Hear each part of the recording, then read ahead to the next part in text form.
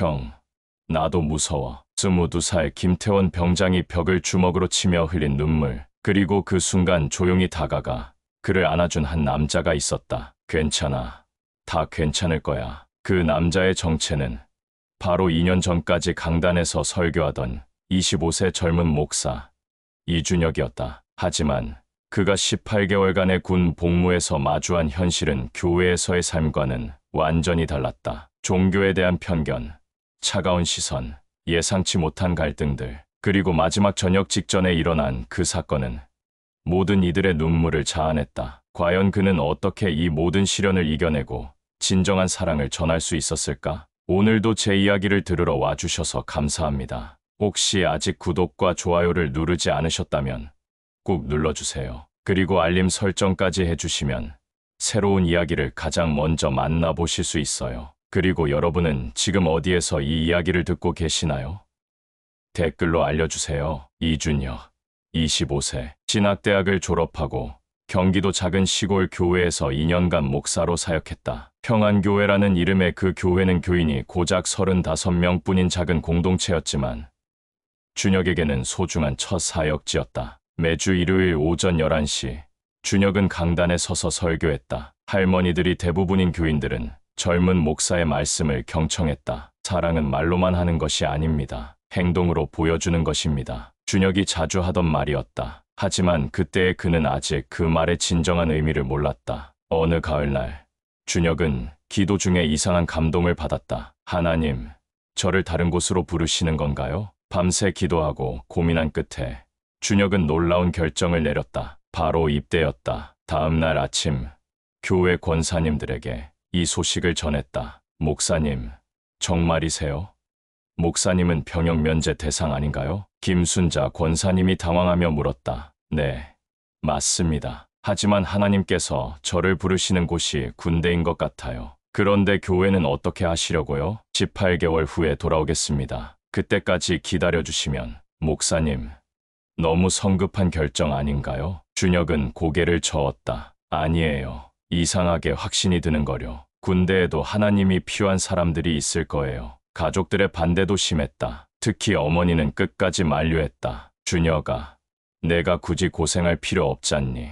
목사는 면제라고. 엄마, 저는 목사이기 전에 대한민국 남자거든요. 그리고 뭔가 그곳에서 제가 해야 할 일이 있을 것 같아요. 결국 2023년 2월, 준혁은 입대원서를 제출했다. 2023년 3월 15일, 논산 육군훈련소 입소 첫날. 자, 이제 생활관별로 자기소개 시간을 갖겠다. 이름, 나이, 전 직업 순서로 말해봐. 김철수 훈련병이 분소장 역할을 하며 진행했다. 저는 박민수입니다. 23살이고 대학교에서 컴퓨터공학 전공했습니다. 안성호, 21살, 헬스장에서 개인 트레이너 일했어요. 최현우, 20살, 고등학교 졸업하고 바로 왔습니다. 서준이, 19살, 대학교 1학년 다니다가 휴학하고 왔어요. 하나씩 돌아가며 자기소개가 이어졌다. 그리고 마지막 준혁의 차례가 왔다. 이준혁입니다. 25살이고 목사였습니다. 순간 생활관이 조용해졌다. 20명의 훈련병들이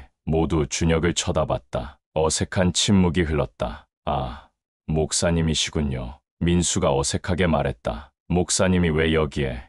현우가 궁금해했다. 그냥 군복무하러 왔어요. 여러분들과 똑같은 훈련병입니다. 아, 그런데 혹시 여기서 전도하시려는 건 아니죠? 22살 김태원이 시큰둥하게 물었다. 준혁은 쓴웃음을 지으며 대답했다. 전도는 말로 하는 게 아니라 행동으로 하는 거라고 배웠어요. 그냥 18개월 동안 성실히 복무하고 싶을 뿐입니다. 하지만 분위기는 여전히 어색했다. 몇몇은 수근거렸다. 목사가 군대 와서 뭐 하려는 거지? 종교인들 특이해. 괜히 관심 받으려는 건 아닐까? 첫날부터 시작된 편견의 벽이었다. 훈련 첫 주는 모두에게 힘들었다. 새벽 5시 기상, 혹독한 체력 훈련, 낯선 집단 생활. 하지만 특히 힘들어하는 사람들이 있었다. 19살 막내 서준이는 매일 밤 이불 속에서 훌쩍거렸다. 엄마, 집에 가고 싶어. 그 소리 때문에 다른 훈련병들도 잠들기 어려워했다. 특히 예민한 성격의 태원은 점점 짜증을 냈다. 야, 서준아, 울음소리 좀 작게 해라. 다른 사람들도 잠 좀 자자. 형, 미안해요. 그런데 정말 힘들어서. 힘든 거 너만 힘드냐? 다들 힘들어도 참고 있는 거야. 목소리가 점점 높아졌다. 다른 훈련병들도 하나씩 짜증을 내기 시작했다. 진짜 매일 이러면 어떡해. 어린애가 왜 왔어? 진짜. 그때 준혁이 조용히 일어났다. 준이야, 괜찮아. 목사님, 그냥 형이라고 해. 나도 똑같은 훈련병이야. 처음엔 다 그래. 정말요? 응, 나도 첫날 밤엔 울었어. 25살이나 되는 목사도 울었는데. 19살 너가 우는 게 뭐 이상해? 준혁의 솔직한 고백에 서준이 조금 안정되었다. 그리고 태원에게도 말했다. 태원아, 너도 많이 힘들지? 다른 사람 탓하는 건 힘들어서 그런 거잖아. 예상치 못한 따뜻한 말에 태원의 표정이 살짝 누그러졌다. 뭐, 조용히 좀 했으면 하는 거지. 이해해. 근데 준이도 억지로 참고 있는 거야. 조금만 기다려줘. 그날 밤, 준혁은 서준이 옆에 앉아서 작은 목소리로 이야기해줬다. 나도 첫날 밤엔 내가 왜 이런 곳에 왔을까 싶었어. 교회에서 편안하게 사역할 수 있는데 굳이 여기 와서 고생할 필요가 있나 싶기도 하고. 그런데 왜 오셨어요? 글쎄, 하나님이 여기서 뭔가 배우라고 보내신 것 같아. 저도 빨리 적응할 수 있을까요? 당연하지. 시간이 해결해 줄 거야. 훈련 2주차, 본격적인 체력 훈련이 시작됐다. 팔굽혀펴기, 윗몸 일으키기, 3km 달리기. 모든 것이 기준치를 넘어야 했다. 준혁은 원래 체력이 좋지 않았다. 진학대학 시절부터 책상에 앉아있는 시간이 많았던 탓이었다. 첫 체력 검정에서 낙제했다. 이준혁, 팔굽혀펴기 35개 중에 18개밖에 못했어. 이러면 연대훈련 못 가. 조교의 호통이 생활관에 울렸다. 죄송합니다. 목사면 기도로 체력이 늘어나나? 더 열심히 해. 그날 밤, 준혁은 혼자 운동을 했다. 다른 훈련병들이 휴식을 취할 때도 팔굽혀펴기를 했다. 태원이 그 모습을 보고 있었다. 힘들지? 응, 많이. 그럼 포기하면 되잖아. 어차피 목사잖아. 포기는 싫어. 나도 남들처럼 하고 싶어. 태원이 조금 놀란 표정을 지었다. 기대했던 반응이 아니었던 것이다. 도와줄까? 정말. 그날부터 태원과 준혁은 함께 운동했다. 서로 개수를 세워주고 격려해주며 체력을 키워갔다. 훈련 3주차. 모든 게 절정에 달했을 때였다. 연일 계속되는 훈련에 모든 훈련병들이 지쳐 있었다. 특히 태원은 체력 검정에서 계속 낙제하며 스트레스가 극에 달해 있었다. 그리고 그날 밤, 결국 폭발하고 말았다. 저녁 점호 후 화장실에서 큰 소리가 났다. 아, 진짜 못하겠어. 도대체 왜 이렇게 힘든 거야? 태원이 벽을 주먹으로 치며 소리쳤다. 다른 훈련병들이 하나둘 모여들었다. 태원아, 괜찮아? 괜찮을 리가 있나? 매일 낙제, 매일 갈굼. 나 같은 놈은 왜 태어났어? 울분을 토하며 계속 벽을 쳤다. 손에서 피가 났다. 그때 준혁이 화장실로 들어왔다. 태원아, 가. 목사라고 뭔 해결책이 있어? 기도하면 체력이 늘어나? 하나님이 훈련 면제해줘? 태원이 울분을 토했다. 그런데 준혁의 다음 말이 완전히 예상 밖이었다. 나도 무서워. 뭐, 나도 무서워. 정말, 목사라고 해서 뭐가 다르겠어. 나도 매일 밤 실패할까봐 무섭고, 다른 사람들 눈치 보이고. 준혁의 목소리가 떨렸다. 때로는 여기 온 게 잘못된 선택이었나 싶기도 해. 교회에서 편안하게 지낼 수 있었는데 굳이 와서 이런 고생을 하나 싶어. 태원이 당황했다. 목사라면 항상 확신에 차 있을 거라고 생각했는데. 그런데 알았어. 혼자 견디려고 하니까 더 힘든 거였어. 나도 너희들이 있어서 버틸 수 있어. 준혁이 태원의 어깨에 손을 올렸다. 우리 같이 견뎌보자. 너 혼자가 아니야. 나도, 준이도, 민수도 다 힘들어하고 있어. 같이 하면 못할 것도 없어. 그 순간 태원의 마음속 모든 벽이 무너졌다.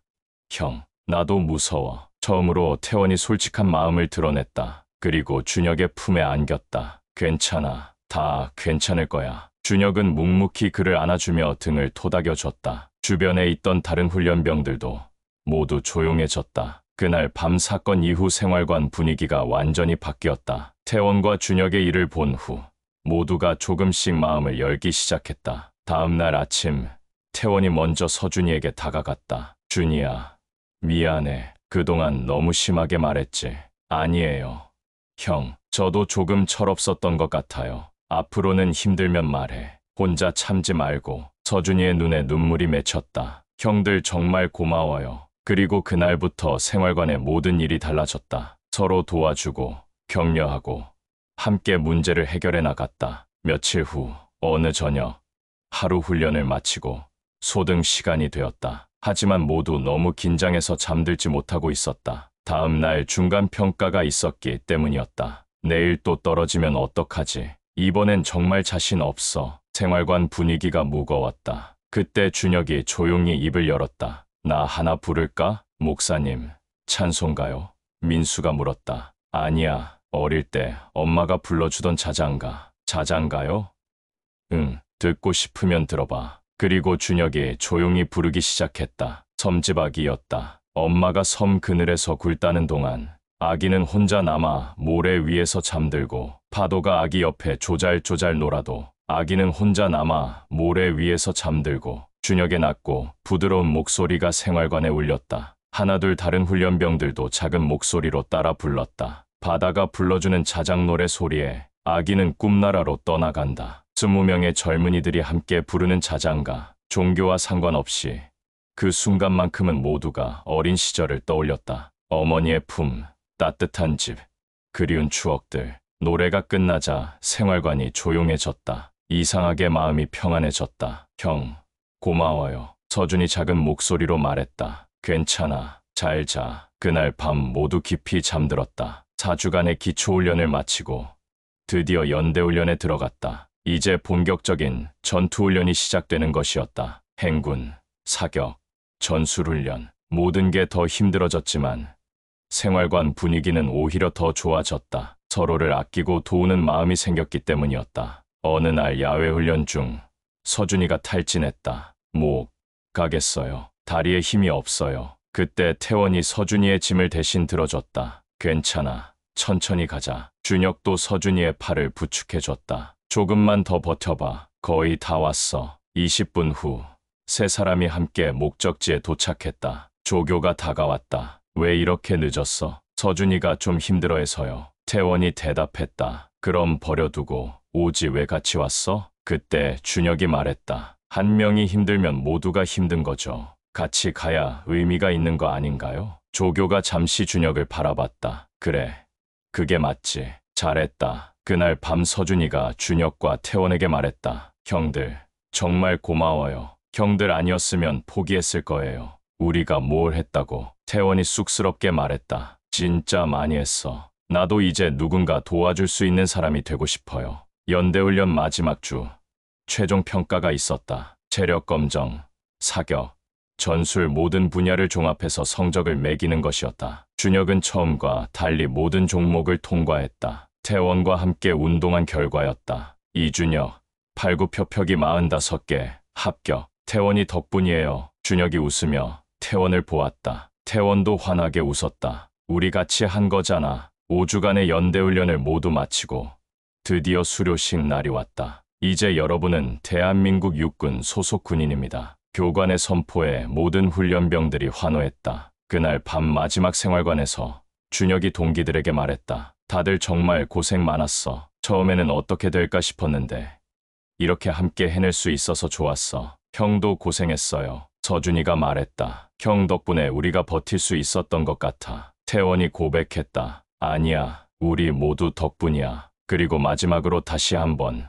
섬지박이를 함께 불렸다. 이제는 20명 모두가 완벽하게 외운 노래였다. 2023년 5월 9주간의 훈련소 생활을 마치고 준혁은 강원도 철원의 최전방 부대에 배치됐다. 제7보병사단 예하 부대였다. 새로운 환경, 새로운 사람들, 다시 시작이었다. 야, 신병, 이름이 뭐야? 김병철 중사가 준혁을 불렀다. 이준혁입니다. 나이는 25살입니다. 특기는 보병입니다. 전 직업은? 잠깐 망설인 후 준혁이 대답했다. 목사였습니다. 순간 부대 안이 조용해졌다. 선임병들이 서로 눈치를 보며 수군거렸다. 목사.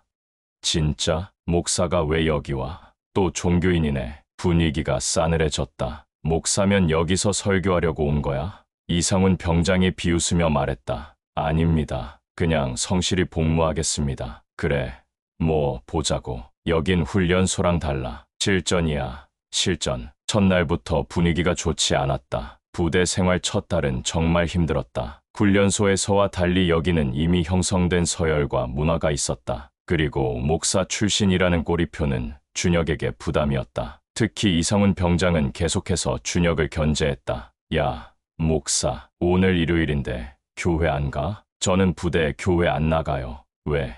목사 출신이면서 꼭 교회 건물에 가야만 신앙생활 하는 건 아니니까요. 웃기네. 그럼 뭔 목사야? 상훈이의 말에 다른 병사들도 킥킥거렸다. 준혁은 별말 없이 자리를 피했다. 하지만 준혁은 포기하지 않았다. 훈련소에서 배운 게 있었다. 말보다는 행동이 중요하다는 것을. 부대 생활 2개월째.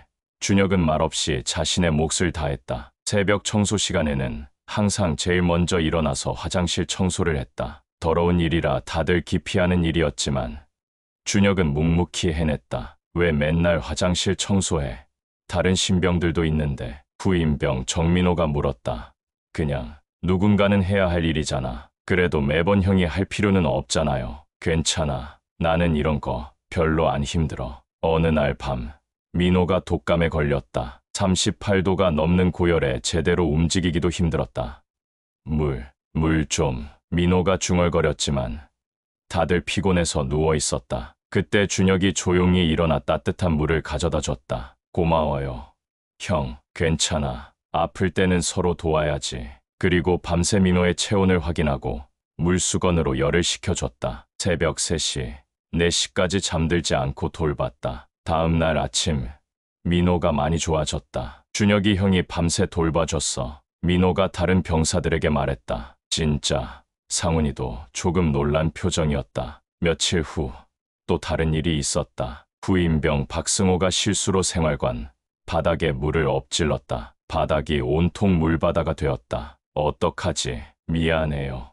형들, 승호가 당황해했다. 원래라면 혼나거나 벌을 받을 상황이었다. 괜찮아. 준혁이 웃으며 걸레를 가져왔다. 형, 제가 할게요. 같이 하자. 준혁이 먼저 바닥을 닦기 시작했다. 그 모습을 본 상훈이가 조용히 다른 걸레를 가져다 줬다. 나도 도와줄게. 고마워. 셋이 함께 바닥을 닦았다. 원래 1시간 걸릴 일이 20분 만에 끝났다. 이런 일들이 반복되면서 조금씩 분위기가 바뀌기 시작했다. 취사병으로 일하는 강동현이 실수로 반찬을 바닥에 엎질렀을 때도 준혁이 제일 먼저 달려갔다. 동현아, 괜찮아? 형, 어떡해? 중대장님이 알면 알아도 돼. 실수는 누구나 하는 거야. 다시 만들면 되지. 시간이 없는데 내가 도와줄게. 준혁이 앞치마를 두르고 함께 요리를 도왔다. 원래 취사병이 아니었지만 교회에서 행사 때마다 요리를 도와본 경험이 있었다. 30분 만에 새로운 반찬을 완성했다. 형, 정말 고마워. 어떻게 이렇게 잘해? 교회에서 많이 해봤거든. 별거 아니야. 그 모습을 본 다른 병사들이 조금씩 준혁을 다르게 보기 시작했다. 어느 일요일 오후, 준혁이 혼자 독서를 하고 있을 때 상훈이 다가왔다. 뭐 읽어? 소설이요. 목사면 성경만 읽는 줄 알았는데 저도 일반인이랑 똑같은 거 좋아해요. 상훈이 조금 의외라는 표정을 지었다. 근데 목사가 정말 군대 와도 되는 거야? 면제 대상이긴 하죠. 근데 와도 된다고 해서 왔어요. 왜? 준혁이 잠시 생각하더니 솔직하게 말했다. 확실하지는 않지만 여기서 뭔가 배우라고 하나님이 보내신 것 같아서요. 뭘 배우는데 아직 잘 모르겠어요. 근데 확실한 건 사람들이 진짜 어떤지 알게 된 것 같아요. 무슨 뜻이야? 교회에서만 만나는 사람들은 다 좋은 사람들이잖아요. 근데 여기서는 날 것 그대로의 사람들을 만나니까 더 진짜 같다고 해야 하나? 상훈이 고개를 끄덕였다. 확실히 여긴 가식 떨 수도 없고. 맞아요. 그런 게 좋아요. 그날 이후로 상훈이 준혁에게 조금씩 마음을 열기 시작했다. 부대 생활 4개월째 되던 어느 날 준혁에게 급한 연락이 왔다. 이준혁 병장, 급히 면회실로 와. 중대장의 호출이었다. 면회실에는 교회 권사님이 와 있었다. 목사님, 부모님이. 순간 준혁의 머리가 하얘졌다. 어떻게 되신 거예요? 교통사고를 당하셨어요. 생명에는 지장 없지만 두 분 다 중상이라서. 준혁이 주저앉았다. 얼마나 심하신가요?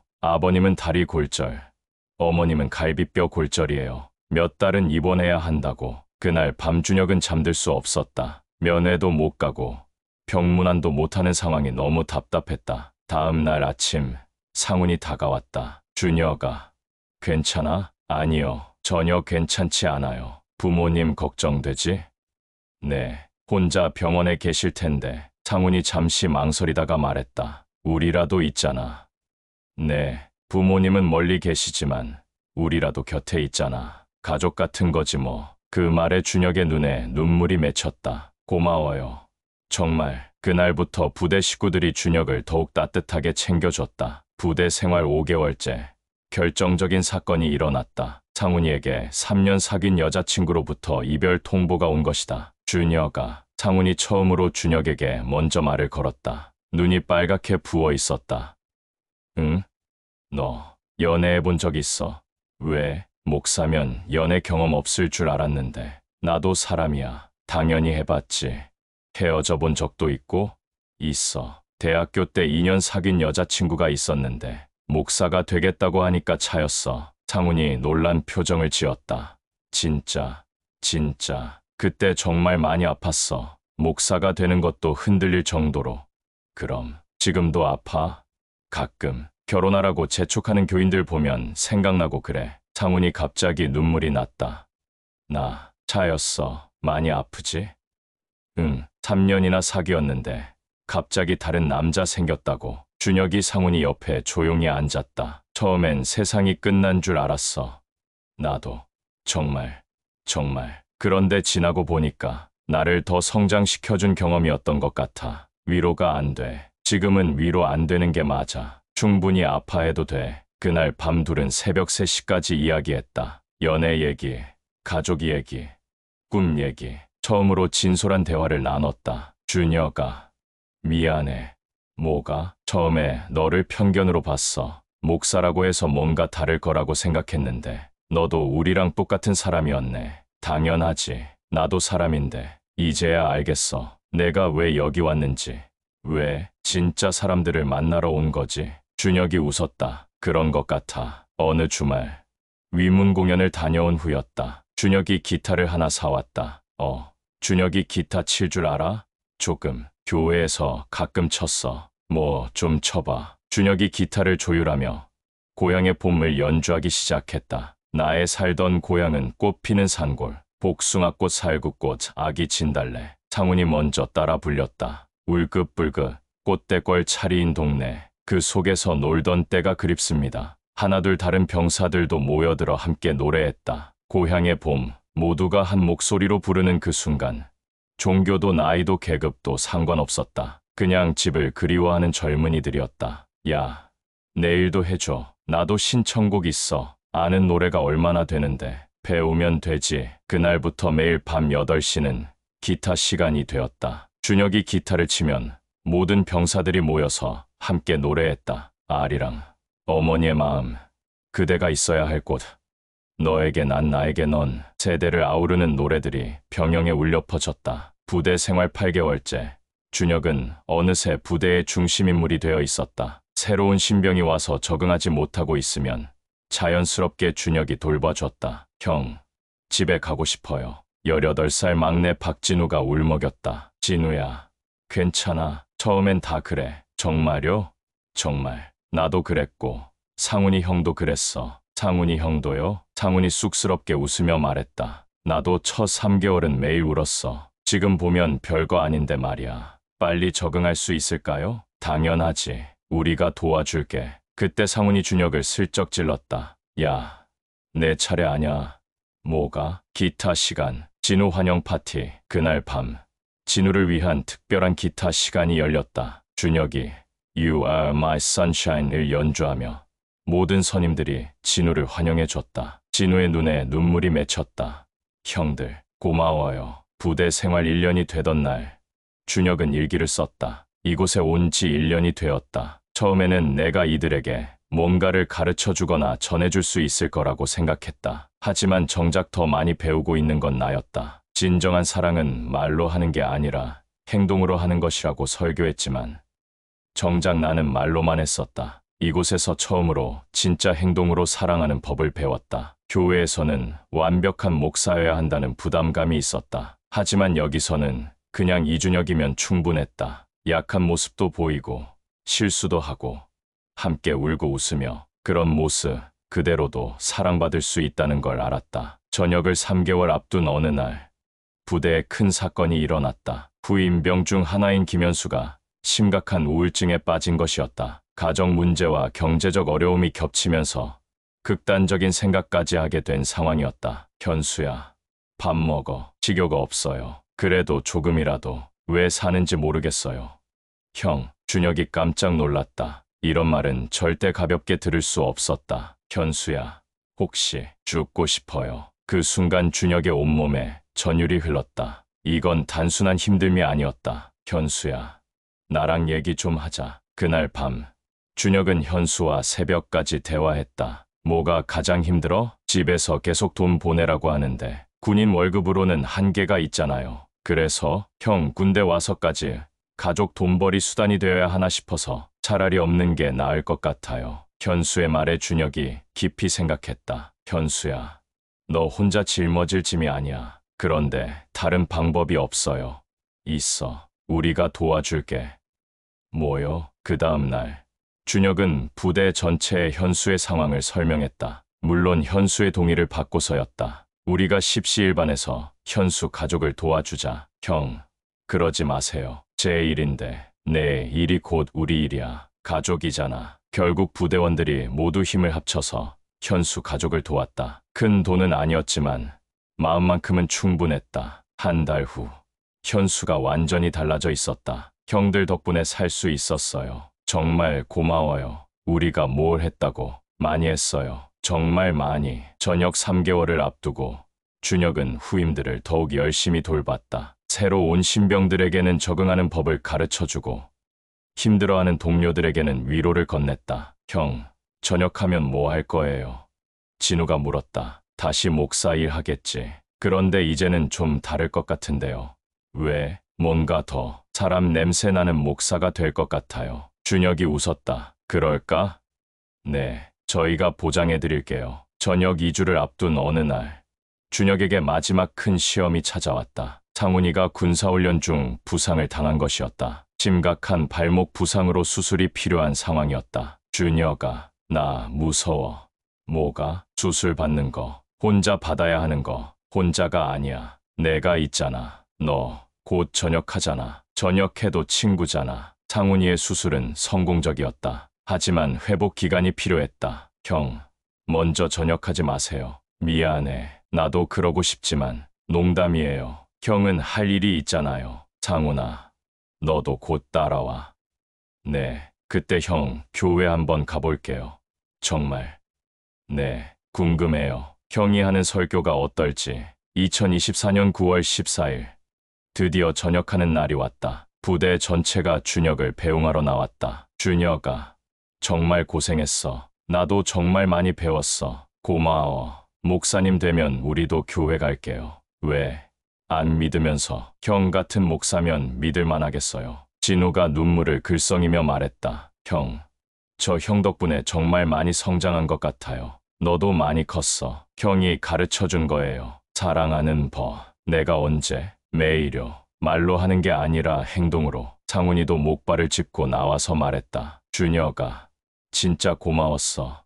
나도. 너 덕분에 사람이 얼마나 따뜻할 수 있는지 알았어. 너희들 덕분에 진짜 사랑이 뭔지 알았어. 마지막으로 모든 부대원들이 함께 고향의 봄을 불렀다. 나의 살던 고향은 꽃피는 산골. 준혁의 눈에 눈물이 맺혔다. 18개월간의 모든 기억이 주마등처럼 스쳐갔다. 차가 출발하며 부대가 멀어져 갔다. 준혁은 창밖을 바라보며 생각했다. 18개월. 정말 긴 시간이었지만 순식간이었어. 나는 목사가 되기 위해 이곳에 왔다고 생각했는데 정작 진짜 목사가 된 건 이곳에서였네. 2024년 10월 준혁은 다시 평안교회로 돌아왔다. 교인들이 반갑게 맞아줬다. 목사님, 정말 많이 변하셨네요. 어떻게 더 편안해 보이세요? 뭔가 더 사람 같다고 해야 하나? 준혁이 웃었다. 첫 주일 설교 시간.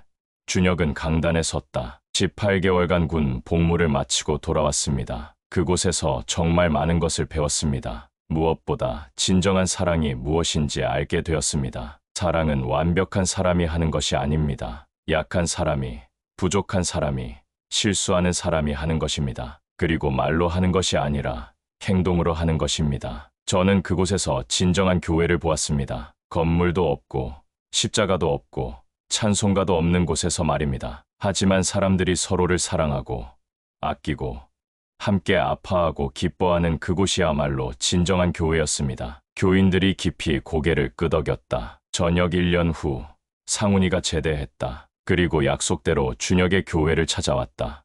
형, 상훈아, 둘이 반갑게 인사했다. 진짜 왔네. 약속했잖아. 그날 상훈이는 처음으로 교회 예배에 참석했다. 준혁의 설교를 들으며 눈물을 흘렸다. 예배 후 둘이 대화했다. 어때? 내 설교 달라졌어. 뭐가? 진짜 사람 냄새가 나. 그래. 응, 그때 우리한테 해줬던 것처럼 따뜻해. 몇 개월 후 상훈이는 정식으로 교회에 등록했다. 그리고 진우도, 현수도, 민호도 하나둘 교회를 찾아왔다. 준혁의 교회는 크게 성장했다. 하지만 규모보다 중요한 건 분위기였다. 교회는 마치 가족 같았다. 서로를 아끼고 힘들 때 함께 울고 기쁠 때 함께 웃는 공동체였다. 매주 수요일에는 기타 시간이 있었다. 준혁이 기타를 치며 찬송가와 대중가요를 섞어서 연주했다. 그때마다 사람들은 군대에서의 그 시간을 떠올렸다. 목사님, 군대 이야기 또 해주세요. 청년들이 자주 요청했다. 또요.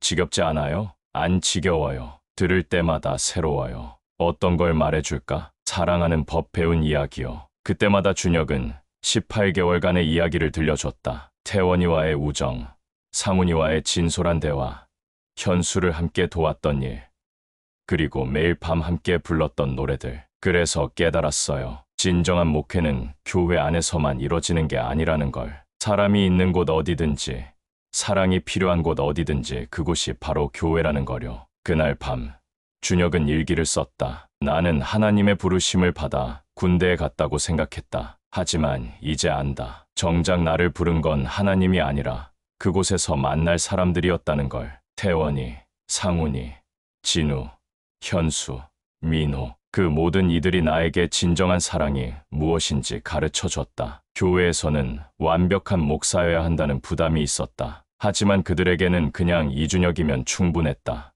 약하고 부족한 모습 그대로도 사랑받을 수 있다는 걸 배웠다. 그리고 깨달았다. 진정한 목회는 거창한 설교나 큰 기적이 아니라 옆에 있어주는 것이라는 걸. 함께 울어주고, 함께 웃어주고, 함께 노래 부르고, 함께 밤을 새워주는 것. 그런 작은 사랑들이 모여서 하나님의 큰 사랑이 되는 것이라는 걸. 군대에서 보낸 18개월은 내 인생에서 가장 힘들었지만 동시에 가장 소중한 시간이었다. 그곳에서 나는 목사가 아닌 사람 이준혁으로 살았고, 그래서 비로소 진짜 목사가 될 수 있었다. 어느 날 입대를 앞둔 교회 청년이 준혁을 찾아왔다. 목사님, 군대 가는 게 무서워요. 뭐가 무서워? 혼자 견딜 수 있을지, 적응할 수 있을지. 준혁이 그 청년의 어깨에 손을 올렸다. 혼자가 아니야. 거기서 새로운 가족들을 만날 거야. 정말요?